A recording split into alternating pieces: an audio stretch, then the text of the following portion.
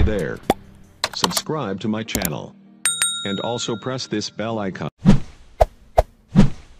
بسم الله الرحمن الرحيم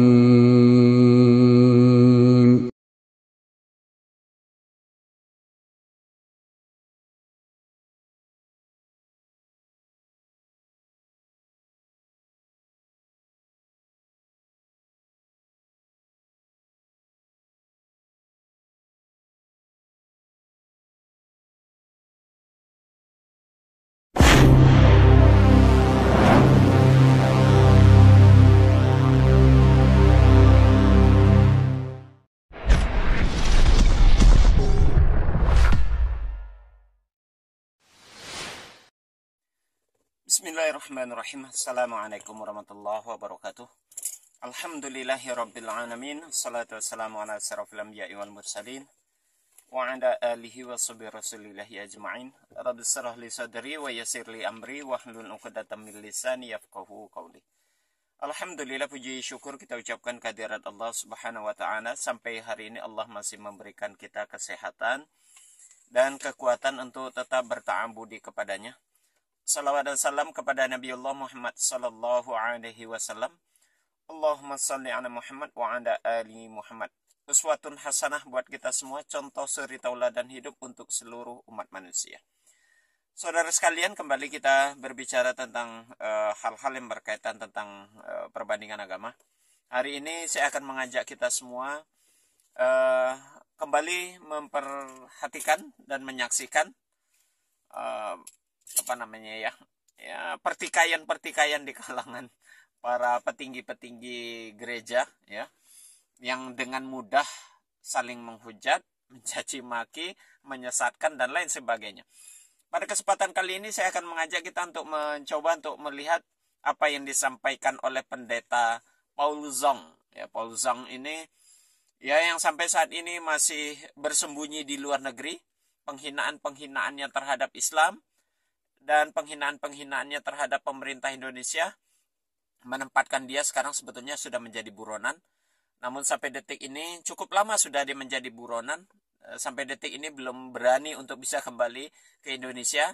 Dan di beberapa YouTube, bukan beberapa memang, di kanal YouTube-nya dia sering menghujat, mencaci, ya, menjelek-jelekkan Islam dan juga menjelek-jelekkan negara Indonesia sendiri, pemerintahannya. Nah, pada kesempatan kali ini dia tidak hanya menjelekkan Islam, tidak menjelekkan negara kita ini, negara Indonesia ini, para pemimpinnya, tapi justru dia menghina, menyatakan sesuatu yang tidak baik kepada sesama pendetanya sendiri. Dalam hal ini yang dia hujat, ya, diantaranya itu ada pendeta Philip Mantopo, ya, kemudian ada Lemuindong yang dia nyatakan dengan mudah ini calon penghuni neraka, begitu ya. Dia pasti masuk neraka. Lemuindong masuk neraka, Philip Mantopo juga masuk neraka. Dan tidak hanya sekedar Paul Zong saja, Rudy Yohanes. Rudy Yohanes ini seorang, ya, dia mengaku mengatasnamakan debaters, ya. Dia juga pembicara dan sering mengulas tentang kekristenan, begitu ya. Bagusnya Rudy Yohanes ini sering mengkritisi juga tentang kekristenan itu sendiri. Nah, kali ini dia juga menyatakan bahwasanya Lemuindong, Philip Mantopo, kemudian ada Yesaya Pariaji, mereka semua adalah penghuni neraka. Begitu. Begitu luar biasa berani dia mengatakan itu. Dan neraka itu seolah-olah jadi kapling mereka sendiri yang dibagi-bagikan oleh para pendeta. Begitu. Seperti apa hujatannya, sama-sama kita saksikan, saudara. Salah satu pendeta yang masuk neraka adalah Gilbert. Bukan menghakimi, ini penglihatan kok. Saya dapat penglihatan kok, gimana sih. Salah satunya yang masuk neraka adalah Gilbert Lemuindong, pendeta GBI Klau itu. Salah satu yang masuk neraka itu. Kesempatan buat dia untuk bertobat. Kalau dia tidak bertobat, dia benar-benar masuk neraka. Sekarang saya hanya melihat, tetapi penglihatan itu bisa dibatalkan dengan pertobatan. Ya, kalau Philip Mantopo kan dia mengaku sendiri dia ada di neraka, kan? Dia sudah ngaku sendiri dia ada di neraka. Dia nggak sadar bahwa dia ada di neraka. Itu adalah penglihatan bahwa dia memang ada di neraka, saudara. Ada nggak orang Kristen memiliki taman pendidikan Bible atau Alkitab? Nggak ada. Kenapa nggak ada? Yang pertama, pendeta sudah sibuk mengurus lahan sawit. Di tempat kami ini kubilang, kalau saya bisa bercakap, terserah kalian mau menghukumi saya, menghakimi saya. Banyak oknum pendeta brengsek. Oh, sang debaters, apa salah pendeta punya lahan sawit? Salah. Kalau kau mencari kekayaan dunia, tinggalkan kependetaanmu, kasih kepada orang yang mau dia meninggalkan hidup kedagingannya. Tinggalkan kawan. Di mana ada hartamu berada, di sana pikiranmu pasti ada, jiwamu ada, semua ada.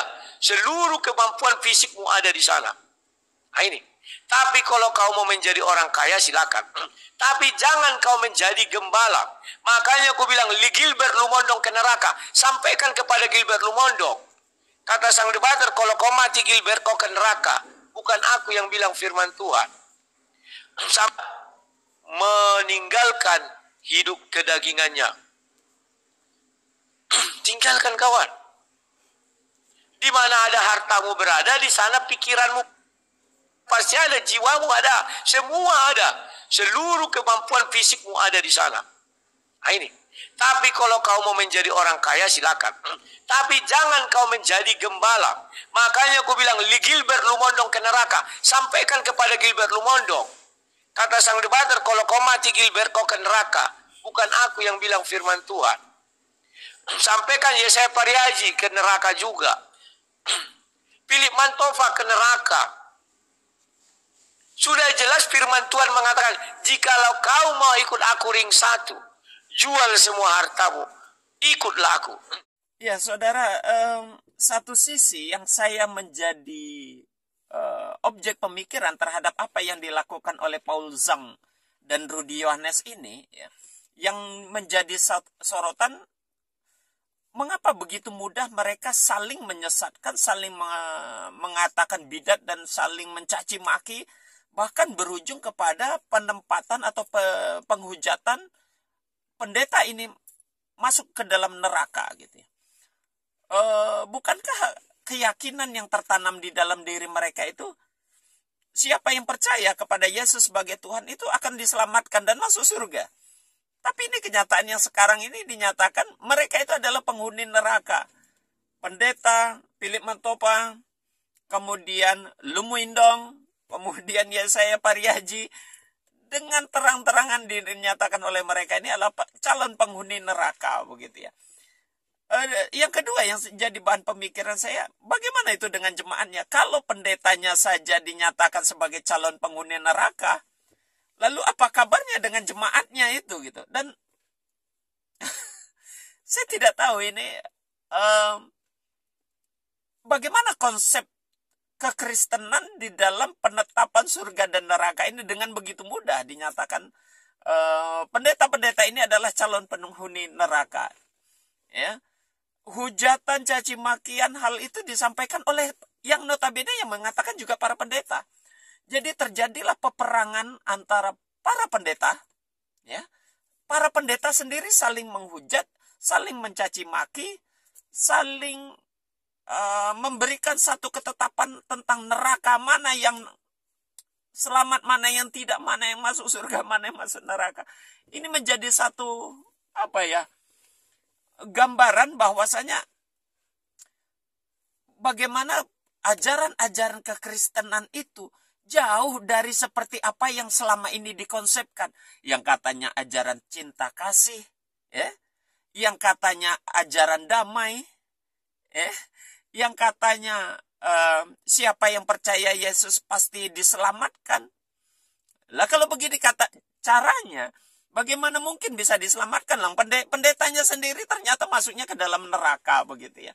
Diklaim dan ditetapkan masuk neraka oleh Paul Zhang dan oleh Rudy Yohanes, gitu ya. Ya, polemik ini menggambarkan sekali lagi, sebetulnya tidak pendeta-pendeta ini saja yang terjadi polemik ini. Video-video saya yang sebelumnya sudah saya katakan, sudah saya tampilkan betapa terjadi peperangan yang cukup masif dan cukup marak begitu ya di antara sesama pendeta. Yang pendeta ini punya pola pemahaman dan pola pemikiran serta pola keyakinan yang saling berseberangan. Bagaimana mungkin dengan referensi Alkitab yang sama, tetapi ternyata mereka memiliki konsep pemahaman yang berbeda. Sehingga melahirkan satu konsep ketetapan terhadap teologis bertolak belakang, saling bertentangan. Ya. Dan ini ya saya yakin sampai kapanpun tidak akan ada akhir gitu ya, tidak akan berakhir dan tidak ada hentinya antara kaum Trinitarian dengan Unitarian ini. Karena itu menjadi penyebab utama. Konsep Trinitas itu yang menyebabkan antara kaum Trinitarian dan Unitarian ini saling bentrok, saling berperang, saling adu jotos, dan saling menghujat, saling caci maki. Banyak saudara, ya nanti kita masih memperlihatkan betapa banyak masifnya hujatan-hujatan antara sesama pendeta, ya. Konsepnya berbeda dan bertolak belakang, padahal mengacu kepada ayat dan Alkitab yang sama. Yang sebelumnya sudah saya perlihatkan antara Ezra Soru dengan Erastus Sabdono, yang bertolak belakang. Yang satu oneness, yang satu Unitarian, yang satu lagi adalah Trinitarian. Ya. Joshua Tewu dengan MYM. Sama, perkaranya atau permasalahannya adalah membahas tentang Trinitas itu sendiri. Yang satu berasal dari Unitarian, yang satu lagi Trinitarian. Sampai kapan seperti ini? Ini gambaran sebetulnya kalaulah saja jemaatnya mau jernih berpikir, ya, mau saja jernih berpikir sedikit, menggunakan akal sehatnya, nalarnya digunakan dengan baik, harusnya ini menjadi satu gambaran bahwasanya konsep keimanan teologi di dalam kekristenan itu memang bermasalah. Gitu ya. Ya ini buktinya, faktanya itu begitu. Sesama pendeta saja saling menghujat, saling caci maki, saling saling menyesatkan, saling membidatkan, saling mengklaim si A yang masuk neraka, yang ini selamat. Seolah-olah dia yang punya neraka itu ya sih. Mengklaim orang lain dengan mudah masuk nerakanya itu. Nah ini yang menjadi ironi begitu saudara. Ironi, kasihan, sekali lagi saya kasihan melihat jemaatnya terombang-ambing akidahnya, keyakinannya. Kalau saja Lumuindong, ya, Philip Mentopa, kemudian Yesaya Pariaji dinyatakan masuk neraka, lalu bagaimana dengan jemaatnya ini? Kalau pendetanya saja diklaim sebagai calon penghuni neraka, ya. Jadi tidak berguna ajaran-ajaran yang disampaikan kepada jemaatnya. Ya, inilah ketika perang dingin antara sesama pendeta mulai mencuap ke permukaan, saling menghujat, saling mencaci maki, dan saling menyesatkan, saling mengklaim masuk neraka, yang akan menjadi korban adalah jemaat-jemaatnya. Ya, jemaatnya jadi berkorban.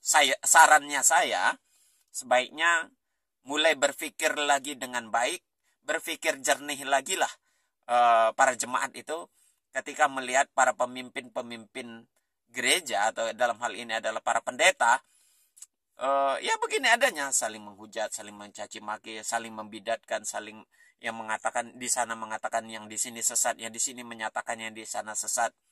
Konsep Trinitarian, Unitarian dari awal sampai sekarang belum finish dan belum selesai pertikaian itu.